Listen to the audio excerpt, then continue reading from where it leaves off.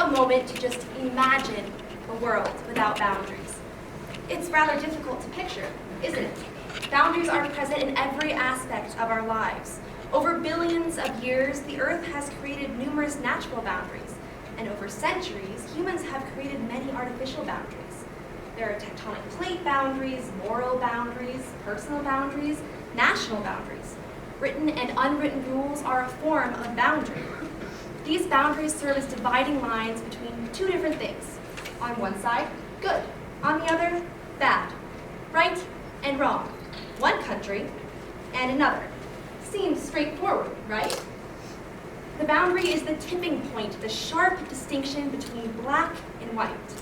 Only, what if that black and white is, in reality, more like a vast expanse of gray? We all know that there is rarely a clear, simple boundary between good and bad, right and wrong. And the boundaries that divide one country from another are hardly straightforward. Around the world, numerous political borders are in dispute because of political conflicts, but those are hardly the most complicated. There are also enclaves, countries that are entirely located within other countries. In fact, the border between India and Bangladesh looks more like the cross-section of a sponge than an international border. This region has a third-order enclave, a country within a country, within a country, within a country. So boundaries are hardly straightforward.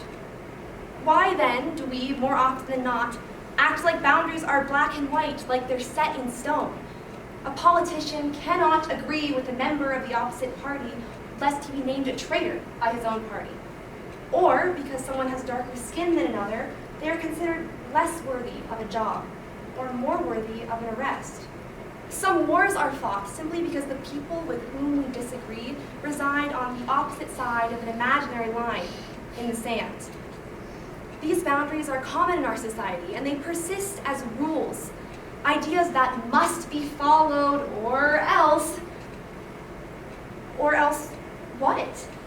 As we've seen, boundaries are not that simple, and they're certainly not clear-cut. The people who break barriers, the people who poke holes in established boundaries, those are the people whom history remembers. The Aristotles, the George Washingtons, the Rosa Parks. There's a reason that Professor Margaret Thatcher Ulrich once said that well-behaved women rarely make history. To that end, it's ridiculous, really, how often we let boundaries dictate our thinking in modern society. Even if our ultimate goal is not to end up in the pages of history books, it is nonetheless counterproductive to focus on boundaries. For example, we give up on interaction with others simply because we don't speak the same language. Sure, we may not be able to communicate through the traditional avenue of verbal communication, but we let that boundary close our minds to all other avenues of communication.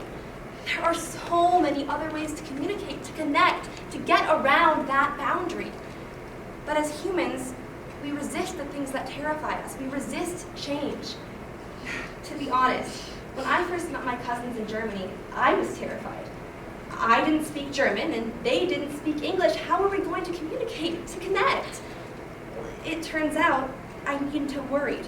I was immediately dragged into gymnastics contests, dance, and ultra-competitive soccer games. The language barrier was no match for our laughter. My cousins and I didn't let that boundary prevent us from having fun and getting to know one another, and my life is all the richer for it. So when governments, communities, corporations, and individuals allow boundaries to divide us, to limit us, they aren't enriching our lives. They're putting the status quo before progress. This is why we need to imagine a world without rigid, inflexible boundaries. Many boundaries are arbitrary, antiquated, or artificially created. They push back against our constant struggle to create a better future. Of course, getting rid of all boundaries is not the answer. Some boundaries are put in place to keep us safe. Others are put in place to keep us healthy. But we need to stop placing so much emphasis on boundaries, the things that divide us, the things that limit us. Instead, we should be focusing on connections, the things that unite us, the things that push us past our limits. Just imagine a world where we define our boundaries, instead of letting our boundaries define us. Just imagine a better world, not one without boundaries, but one with connections.